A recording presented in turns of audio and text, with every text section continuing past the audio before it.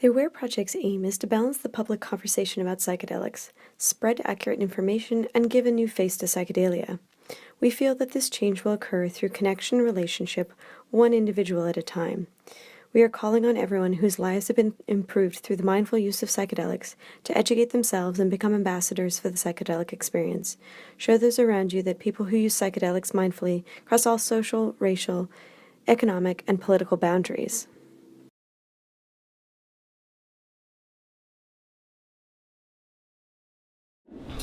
Marisa Sturtz is an LA-based filmmaker, host, and KRA certified Kundalini yoga teacher who created the documentary series The Healing Powers of Weed, Plants, and Other Mindfulness Practices.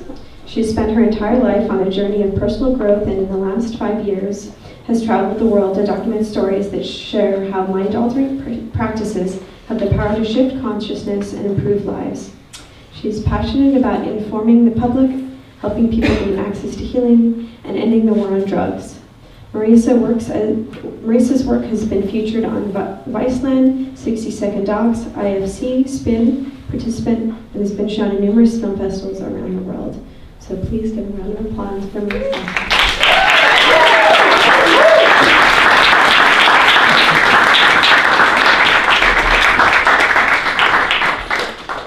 Thank you. I've never given a talk before, ever. Well, unless, a karaoke stage counts. So, yeah, it's a lot. Bear with me also, I'm kind of getting over a cold in case, I go on. All right, so I really wanted to start this with a breath work session because although we're here celebrating and educating ourselves about psychedelics, I don't think that's the only way to really open up all these channels. And it's really, the name of the show actually has shifted since we started it. It's, since Ash read it, or since we wrote the bio, it's called The Healing Powers of Weed, Psychedelics, and Other Mindful Practices. So mindful practices, Kundalini yoga, breath work, meditation, there's so many more. And I really want to just invite you guys to observe yourselves, what it feels like right now to be open, and we're going to come back to that as we go on. So, all right. For now, let's talk about life experiences, specifically trauma. Trauma happens. It's a natural fact of life.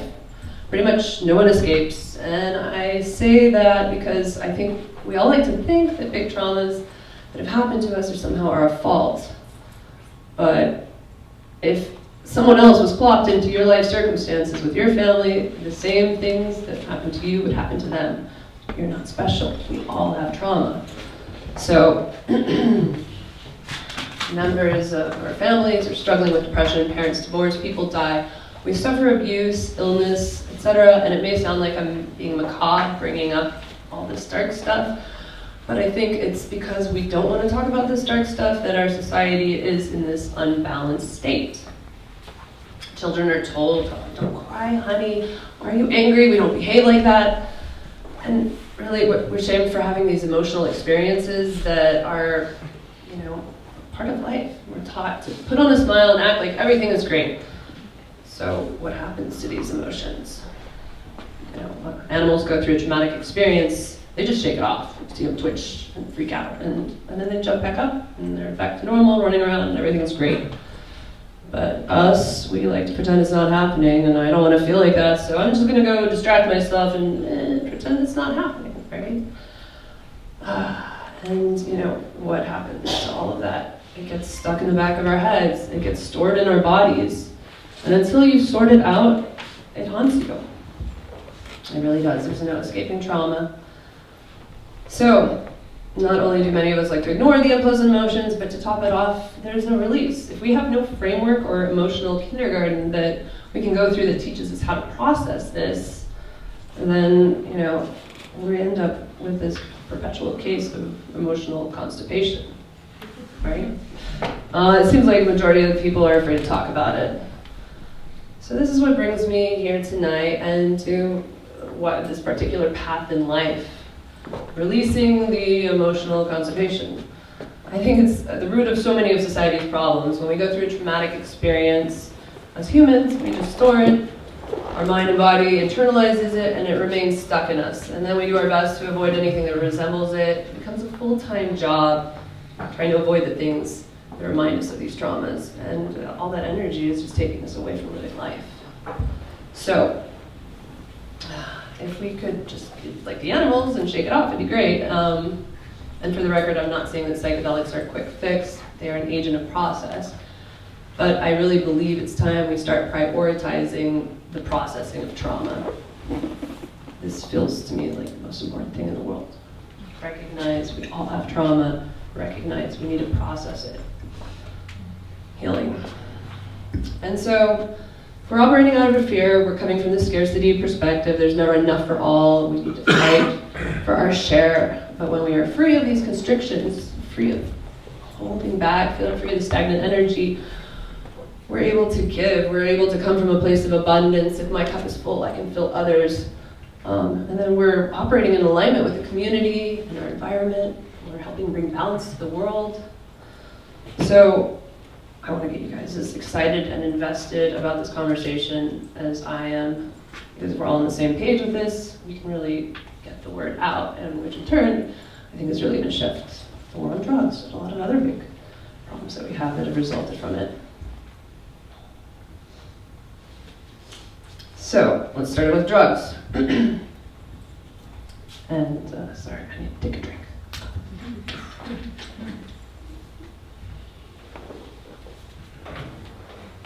All right, so Instagram stories. All right, so I know a lot of you know all about drugs, but I have a lot of people who've come here who are kind of new to this landscape, so I apologize if it's a tangent in the way. So we hear that drugs have been healing trauma, and this is not new. They've been used by healers in villages since the beginning of recorded history to address all the traumas that villagers and people have been struggling with. It's only because of political motivations that they've been deemed illegal in the US, a maneuver that in the 70s extended to the UN and then to the rest of the world. You know, and this is all politically motivated legislation. Politicians here didn't want the Mexican immigrants, and Mexican immigrants smoked marijuana. So they said, okay, we'll just make this illegal so we have just reason, just cause to harass them. And, the same applies to minorities and the hippies. Politicians didn't like what they were standing for, so they made their behavior, smoking marijuana, illegal, and everybody just goes to jail if they don't like what they're doing. And Timothy Leary, of course, didn't quite help us, unfortunately. And so now we're at this strange stage. We're rather advanced in technology, weaponry, medicines, physical science, and we're coming to terms with just how little we know about the nature of consciousness and how the mind works. Dave Nichols, he's a pretty incredible researcher, chemist. A lot of you have heard of him. He has been studying LSD for almost 50 years, and I had the pleasure of interviewing him for this documentary series at a conference in Berlin. He's going to actually tell us a little bit about how LSD has the potential to affect the entire future of mental health here. So yeah, let's take it away, Ash. So if psychedelics are effective in treating depression, anxiety, various kinds of addictions, OCD, if that proves to be the case, how is that possible? It can't be based on receptor traditional pharmacotherapy. It has to be based on a new concept of how the brain works. And so pioneering studies from Imperial College, for example, and now everybody's doing this, are looking at resting state functional connectivity. And we know that the brain normally, in healthy people, you have these modules that talk within each other, but don't talk very far out of that. It's like little communities. And you take a psychedelic and those intra-module signals break down and you have global connectivity. And Robin Card-Harris has called it entropic brain, where you have all these connections. So you're changing the way the brain communicates. And then when the drug wears off, it restores into a more healthy connectivity pattern.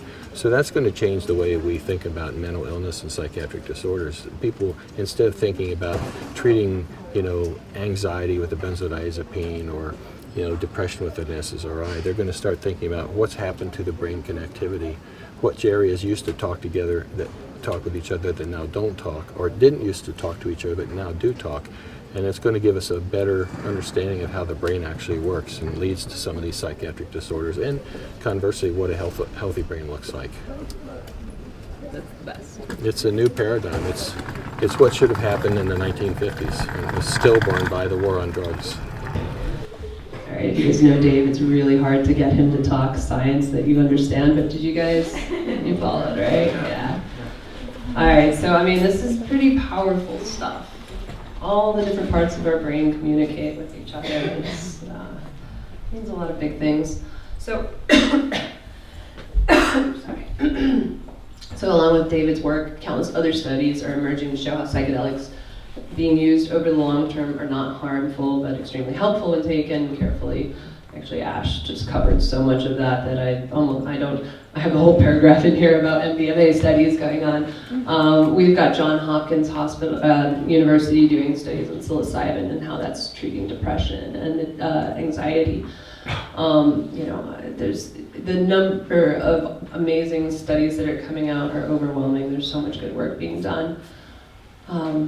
And yet people don't know, so many people out in the world don't know that this is an option. They've heard so long that drugs are bad for you, and that it's been the social norm. And then on top of it, it's the social norm that we act like we don't have trauma, And so no one is moving forward with this pesky emotional conservation. And so this is why I created this show. Basically, I kind of think we need more awareness in the public. We need more awareness so that the public is then demanding the change in legislation. Okay, so our first episode that will be premiering, that we were supposed to actually premiere last week, but now we're holding because there's a chance we might have a bigger distribution deal.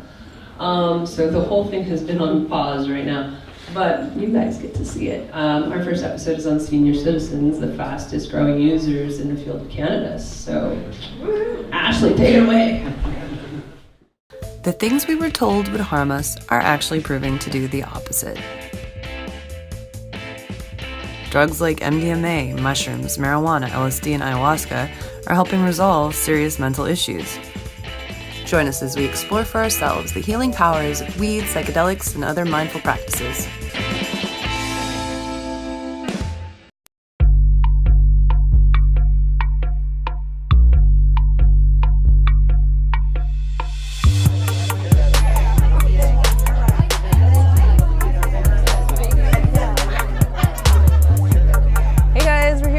Oakland, California, meeting with what might seem an unlikely group of marijuana users, senior citizens. Senior citizens are the fastest growing and largest demographic in the field of cannabis for so many reasons.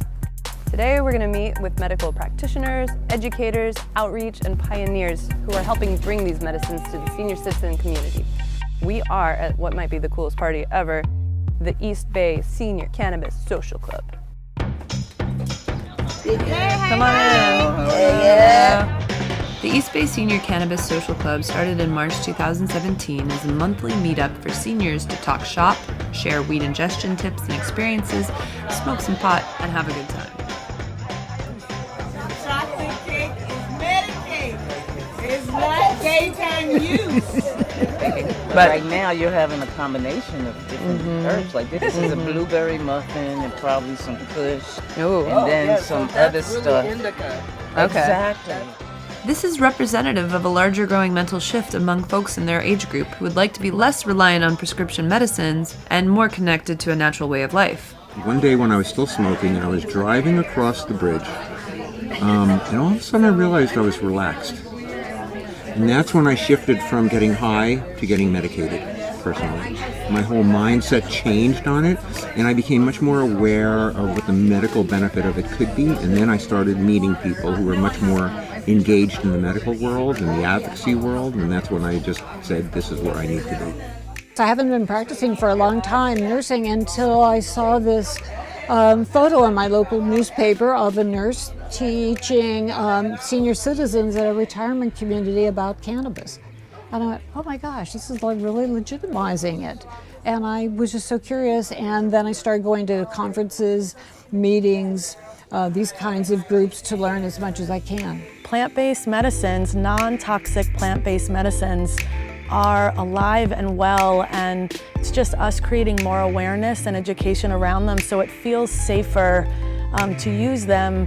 We have a mission ahead of us, but I think it's a worthy one. So my name is Barbara Blazer, and I'm an RN with 50 years experience in the RN field. I actually retired a couple of years ago after being the director of a hospice. And while I was at the hospice, I saw lots of patients who really appeared to be suffering with end-of-life things. And I would see them on Friday and they'd be devastated, and I'd see them on Monday and they would be more upbeat, and they would have been visited by a grandson with brownies.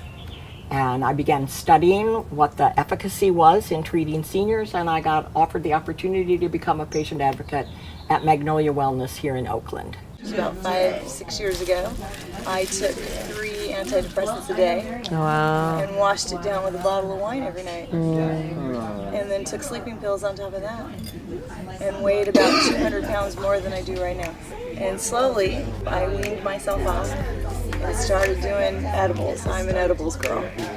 And I'm happy to say today, I don't take anything. No antidepressants, no pharmaceuticals, only marijuana. So just to clarify, you actually retired from the hospice. Yes. Took time off and then went on to go back into the field because... Well, I actually got critically seriously ill and had some major surgery, and it went bad.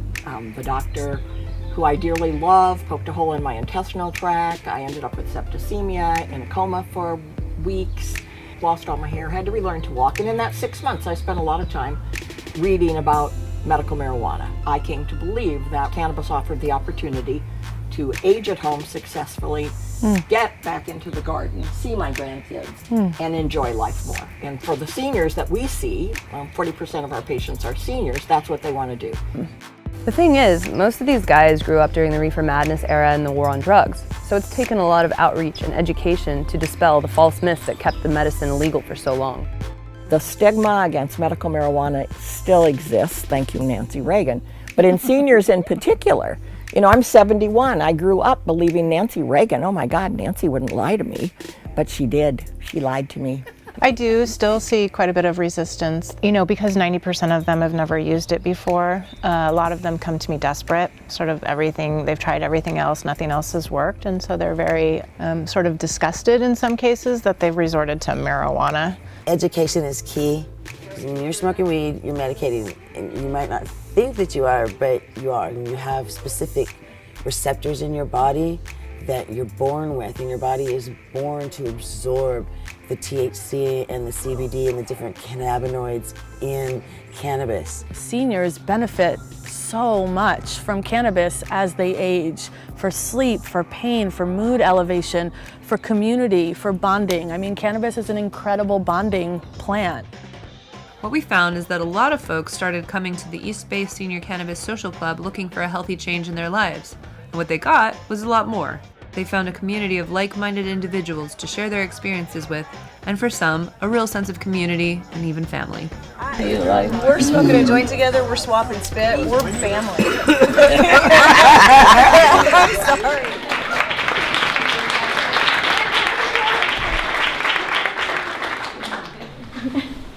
Good. That's awesome. That makes me happy. Okay. So yeah, Nancy Reagan, right, guys? Yeah. War on drugs pulled such a number. And what's insane is there's still so many states where seniors don't have access to this. So many states where veterans don't have access to this. Another episode we did that we're not going to show tonight is about how the veterans, they're struggling with a slew of mental issues. 22 veterans a day are committing suicide. They're overprescribed these medications. Some of them get up to 16 pharmaceuticals prescribed for the anxiety and the PTSD and all the stuff that they're going through. And we've actually partnered up with an organization, Legacy and Weed for Warriors, and we created this episode that shares how Weed for Warriors is educating veterans about the benefits of marijuana and using marijuana to replace pharmaceuticals. So that you guys will have to wait to see online. or actually, hopefully, like, well, no, online. Online's cool. Amazon and Netflix are pretty good these days. We're aiming for the stars here. So, yeah. The conversation needs to change, and I really believe it starts with normalizing this conversation about trauma. If we can get across how normal it is, we can recognize how much it's slowing us down. So I want to destigmatize these plants and medicines and make people familiar with their uses. Make it a casual discussion. Here's an episode that we shot about San Pedro and how some folks in Alicante, Spain are using San Pedro, the psychedelic cactus, for healing. Take it away, Ash. I had depression, and the depression led me to drinking. I wasn't being a good father, my dog was scared of me, my kids were scared of me, and now things have just changed. It's like from darkness to light, basically. San Pedro saved me.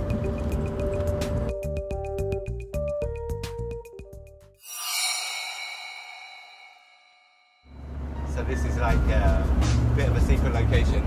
This is the place. Oh, we shouldn't be filming too many details here, huh? We're off to Alicante, and we're gonna go find some San Pedro. Can you see it? Oh, shit. And there. Wow. That's quite a bit, huh?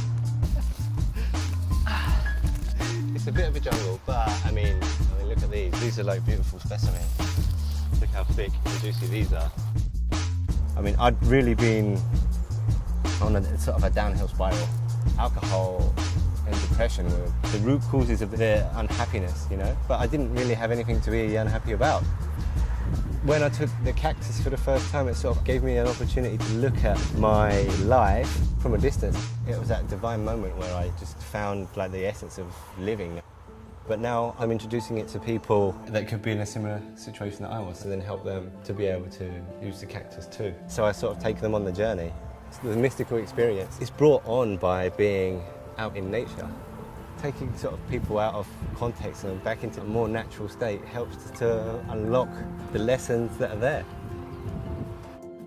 I don't claim to be some sort of modern day shaman. I mean, I can introduce you to a plant, and the plant does the work, and you do the work. I mean, you're your best therapist, and taking the plant is like opening the box to yourself. These are one of our mini episodes. Ash, how long do I have to talk to? Maybe about another 15 minutes. It takes off the pressure. That works. We'll see. Okay, so I really want to illustrate how the plants have an intelligence that's beyond us. I spent a lot of time and asking actually a lot of facilitators going, okay, how many stories are there of people working with medicines where the person lost it in a way that you couldn't have foreseen? You know, it wasn't because the person who was working with the psychedelic medicine withheld information about their history. I mean, as Ash had said, if you have a mental condition, this is not the way for you to go. Breath work, Kundalini, all these other ways. There's so many ways to work. But as long as you're of sound mind and you are doing the prep work and the post work, you are going to get from these plants, these medicines, what you need. I'm going to share some of my own stories because I feel like, I kind of feel like they saved my life in a lot of ways. I had a really interesting, kind of weird childhood. My parents are immigrants, and they decided Las Vegas was a great place to raise a family. My first memory is when my baby brother died, and I was 3 years old, and I didn't understand what was happening. I just stood by the door as the paramedics rushed in, and then they rushed out. And actually, it took somebody else to point this out to me, but my parents, you know, one day when I would interact with them, they were excited to see me, and the next day, after something traumatic and terrible like this happens, they're mourning. But I'm 3, I don't understand that. You know, when you're 3 or when you're young, you think the world revolves around you. You think the things that happen in your life are a direct result of you. So, you know, that happened. I think that was the beginning of a lot of things. And so my parents, they sought comfort in religion, and we became born-again Christians. And the idea behind that one is that we're all sinners and we're all going to hell unless you ask Jesus into your heart as your eternal Savior. And for me, well, actually, preface this by worship would be everyone with their hands up in the sky, and really, like, a lot of people went into trance, into fits of tongues, you know, and I didn't feel any of it. I didn't feel an ounce of it. And I would pray to God because I was convinced I was doing something wrong. Obviously, something I was doing was not worthy of this connection that everybody else seemed to have. So I pray to God and I'd be like, all right, God, give me a sign that I'm not a sinner, I'm not going to hell, right? And he didn't talk to me. So I did this for a couple years, and by the time I was 11, I was like, this sucks. And it was boring, and it didn't work, so I gave it up. And I spent my entire teenage years really floundering, looking for something to believe in, and some sort of system that, I don't know, some structure, some pillar that I could use to sustain myself and to justify my existence. I didn't have it. And I was an awkward, anxious kid. I really, really wanted the attention of my dad, and he didn't have a lot of patience for kids. So, I thought, okay, it must be something I'm doing wrong. I was so shy, and I really was so desperately wanting to fit in that I ended up completely freaking everybody out and ostracizing myself. And I spent the entire 8th grade year in the bathroom crying by myself because I didn't want to be seen without having any friends. So, these things, they sit with us, they, definitely take root. It wasn't until I was 18 years old and I took LSD that things started to shift. It was absolutely all the wrong circumstances to be taking LSD. It's at a rave in Las Vegas. That part's not that worse. It was outdoors, it was actually beautiful. But I was with a bunch of people that weren't really my friends. The one friend I had, we were not doing so well. And I crawled off by myself in the desert and curled up in a ball, rocking back and forth and going, what the hell is wrong with me? Why is everything so fucking hard? And I think I finally just suffered so much that it was as if, well, God finally talked to me? I don't know. It was like lightning struck. It was like a light switch went on, and I completely understood that this didn't matter. This moment wasn't everything. I went back to the party, closed my eyes, and it was progressive trance at the time. I thought it was the best thing ever, but it was pretty magical. And in my mind's eye, I saw a white light, big tunnel. I was moving slowly towards that white light. And I realized everyone I'd ever known and everything that had ever been in the world was part of the walls, and we're all progressing this light together, and we're all one, and we're all connected. And I had never read any Eastern philosophy. I had no idea that this is a big thing that people have studied and talked about for thousands of years. I had no idea. No idea. But I did know I walked away from that with this great sense of love and ease. And the pillar that I'd been spending my entire life looking for was right there. The universe is benevolent, it loves, and I'm part of it, and it's great. And those people who are naysayers on drugs are just like, that's just chemicals. So what? If that's just chemicals, hey, great. I walked away with this great sense of meaning and love that I could finally breathe and felt like there was a reason it was here. So that was the first big experience. But I still struggled with serious anxiety, and those of you who know me can't just imagine it. Well, maybe you can. I was kind of nervous at the beginning of this. But I really, I could talk to people. I was, intimidated by everyone. And I tried to see a therapist for it. I journaled endlessly, and I went to Vipassana, and I did Bikram. And none of it worked. I, half-assed a lot of this stuff, but I was just, definitely, somebody told me about this. It's you're in the self-help movement, and you're wanting, but it's almost like a lifetime career, and you're not really committed to it. But it was ayahuasca that really helped me shift from that, from the anxiety. I did it in the Bay Area, and actually it didn't work. It didn't give me any mental experiences. I got really sick. I threw up, I ran to the bathroom, I passed out, it was a big mess. Don't pass out in the bathroom, it's not good. And I was convinced, I walked away, I was like, dude, I just spent $250, it didn't work. And then, it took me years, and I looked back and I was like, wow, that was the year I stopped being anxious. It took me like 6 months, and all of a sudden, I was free of that. And I can't tell you guys how much I tried so hard to get out of it. I tried so hard to figure it out, and nothing worked.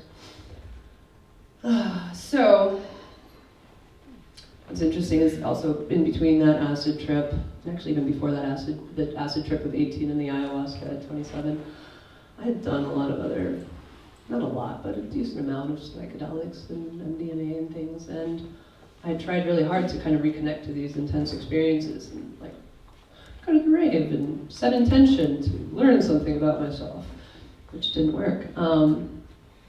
Really, I think that creating these intentional containers are really powerful things. Sometimes you get lucky, like that acid trip when I was 18. But really, I think, again, it comes back to being intentional and talking about trauma and really looking for more reverb. And happy breathing. All right. So, last sort of chapter in this adventure was like 4 years ago, and I was in the Bay Area, I made a bunch of music videos, it was cool, and then I came here, and I'll try not to do that, it's kind of fun. I came here and tried to get things off the ground and started doing some documentary work, but nothing was sticking. It was really, really hard. And I was just stuck in every way I could possibly be stuck. Relationships weren't working out, even my community wasn't what I wanted it to be. And so I had really good fortune. My detective work put me in touch with some people who trying to figure out the way to share this. It's a party where a bunch of people get together, and a lot of them are therapists and facilitators, and they hold space, and we all take medicine. Different medicines depending on what you're working on and what you're needing. And it was by working with these people, you take your medicine, and if you need to go off and work some heavy trauma, you go off by yourself into the room that somebody set aside. But if you want to, working with other people is really kind of the best way to figure out and bounce off the things that you need to work with. So it was one party where I had all these interactions with people, and I was convinced that people were walking away because of something I had done. I remember just hanging out and somebody suddenly leaves and I'm like, oh, what did I do?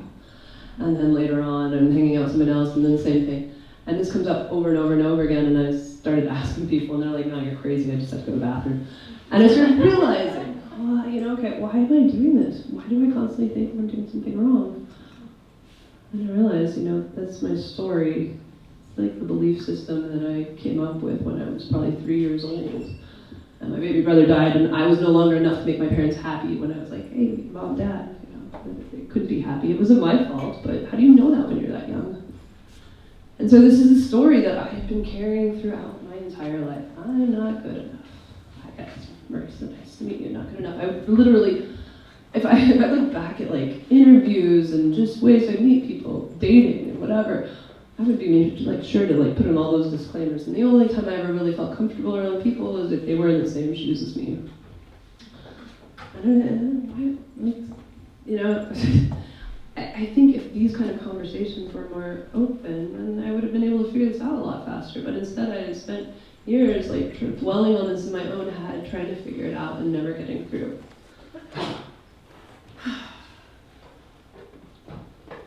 And so,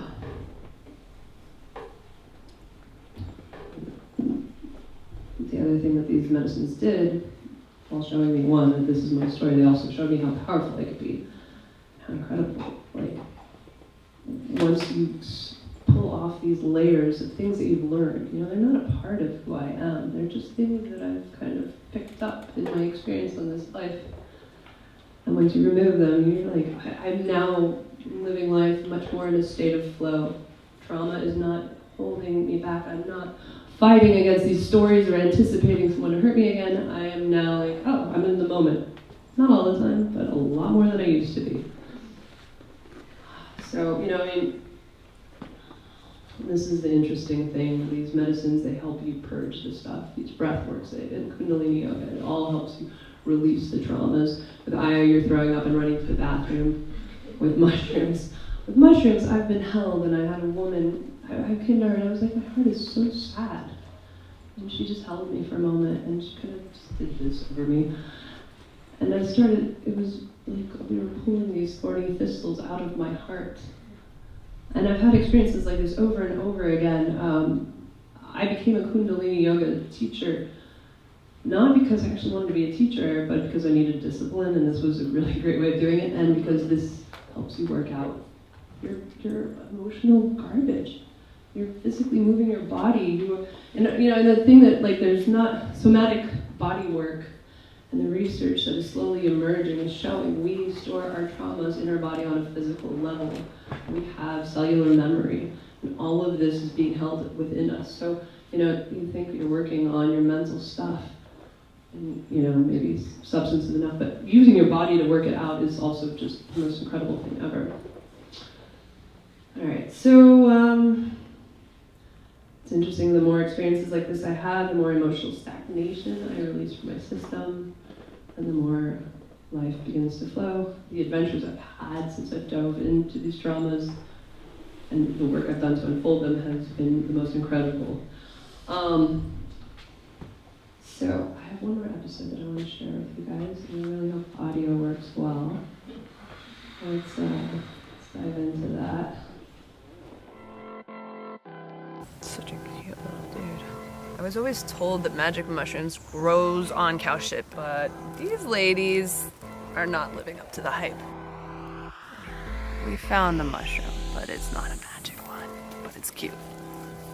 In Holland, psilocybin is mostly legal, and we're going to be working with Oliver Martin, a practitioner who guides people in a ayahuasca journey. It's a dung-loving species. Ayahuasca is psilocybin, also known as magic mushrooms, taken with Syrian rue, a seed from the Penganum harmala plant. The Syrian rue extends and intensifies the mushroom experience, making it 4 times more powerful and lasting up to 9 hours. He says, I'm not going to be the same after this. It smells okay. It doesn't smell that gross.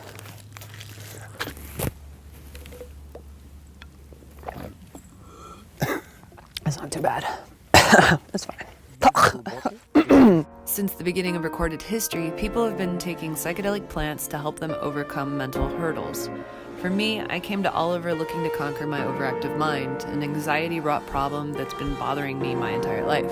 I loop in my mind. I try to figure something out, and then it doesn't work out.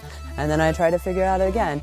And it's just like... In daily life, you mean? Yeah, while I'm trying to fall asleep. And I will not be able to turn it off.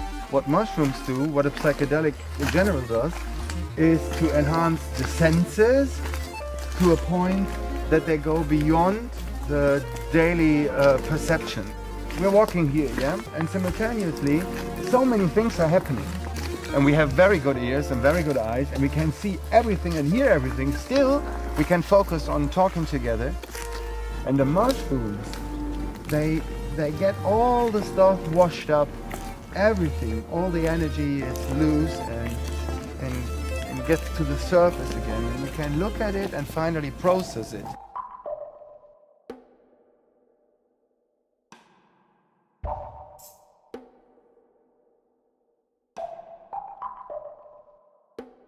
This is the powdered mushroom material, 2 grams.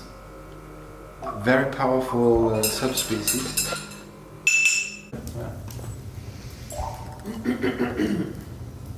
And remember, yada remains, you have to drink too. It smells like mushroom soup. Cheers, guys. See you on the other side.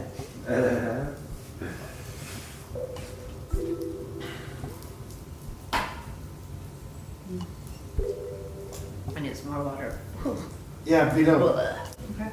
You will soon see how strong they are. Okay, I'm curious. This is where things get interesting. Fluorescent colored waves and patterns took over, and I felt about 8 years old, shooting laser beams out of my hands while taking a tour of the universe. The patterns turned into a river, which eventually landed me at the foot of a mountain, and I climbed this bright glowing mountain. The magnetic force was drawing me up. The higher I climbed, the more I realized that everything around me was composed of these energetic entities that were basically the building blocks of reality. And these are part of the force that drive everything. I found myself bathed in a light and came to realize that that light was God, and that God is everything, including me. And that, of course, has some pretty big implications. Holy shit. Wow. I feel like it's like a video game land of like, but it's like the underlying building blocks of creation. And you see all these like little entities that are building everything together.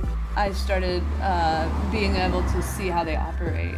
I kept on laughing because I see that it's all a big game. There is no good, there is no bad. We decide to give life meaning. We decide to say, oh, it's really hard, I'm gonna suffer. Or we decide to say, look at the awesomeness of it. It's really just kind of what patterns we've ingrained in ourselves that determine which way we look. All things are growing, you know. It's like when you water a plant, it's growing, and if you water your thoughts, you know, surrounding a problem, you know, not existing thought pattern you don't like, which is pretty much it. If you feed it with energy, if you water it with energy, it grows. So funny because we put ourselves through so much to forget that we are part of everything. Well, that's what I'm saying. It's not about healing stuff. It's about acknowledging the fact that you're already a perfect human being the way that you are, and that there's, you know, the sun is out now. No, the last days it was raining, you know, so that's the yin and yang of life. So everything is dark and light. While it may appear that ayahuasca could be a quick fix to any issue, I have to say it's really more of a ground-shaking moment of clarity that takes months and lots of self-work to unfold.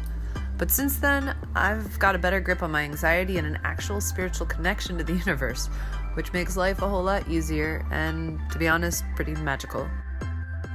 Details on Oliver's work can be found below. That's my favorite episode. I've been blessed. I keep having really cool epiphanous experiences of meeting God, and it's the best. The best. Yeah, so, I mean, that's pretty much what I want to say to you guys. Let's, like, make these conversations normal. Let's get the word out that there's solutions. Let's talk about this.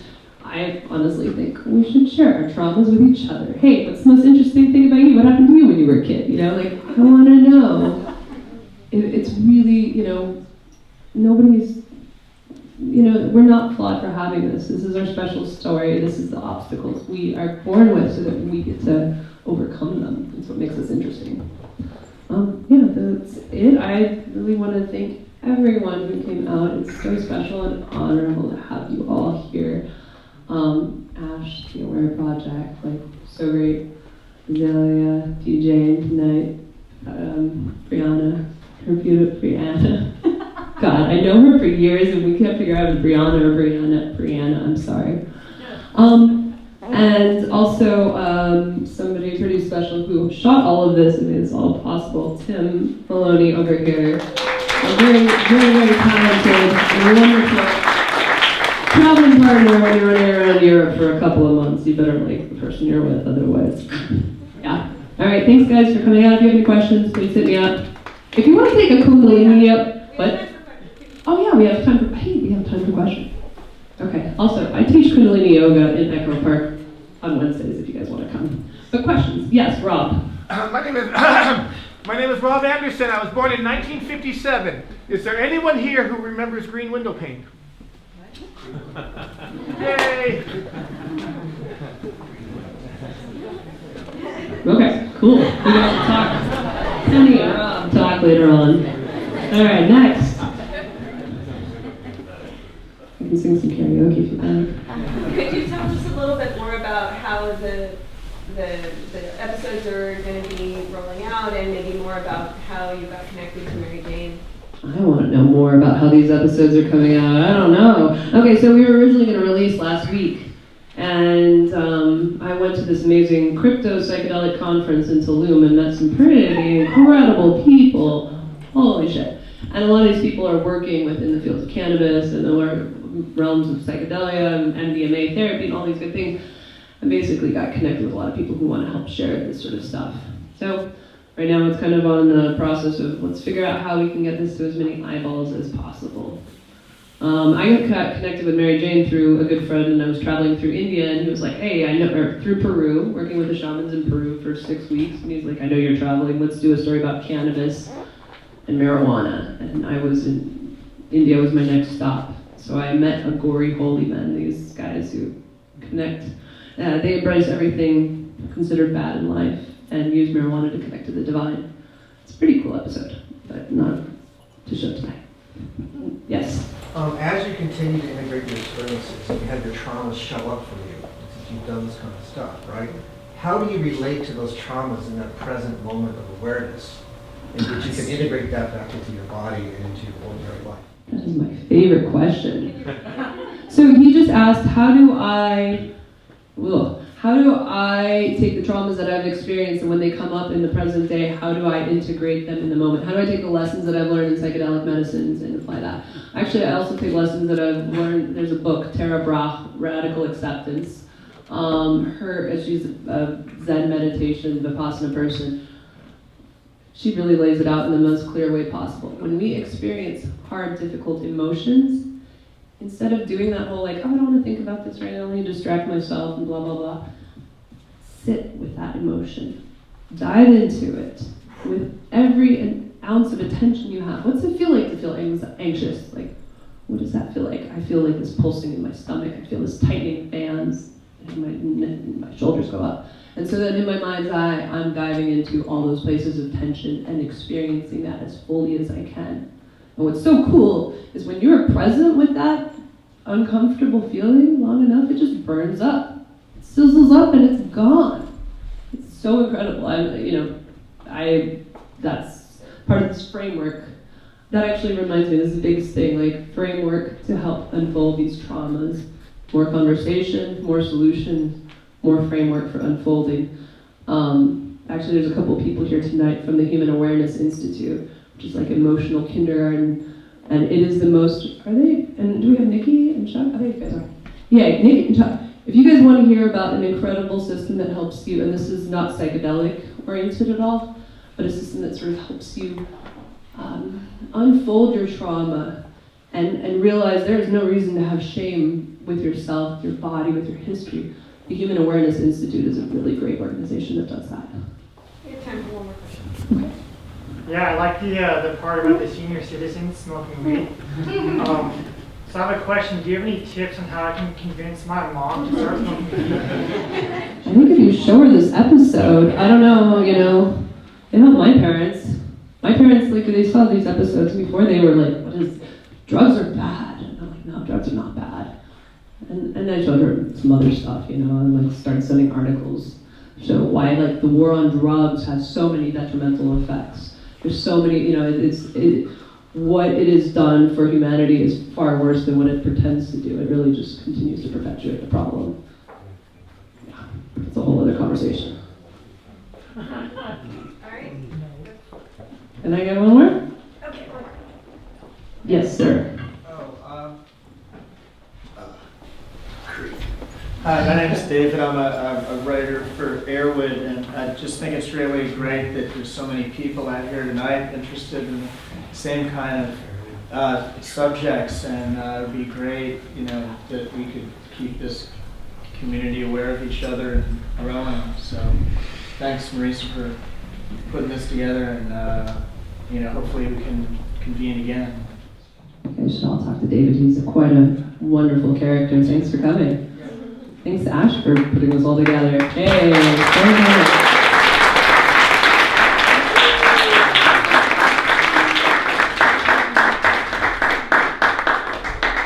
All right, thank you so much, Marisa. Yay.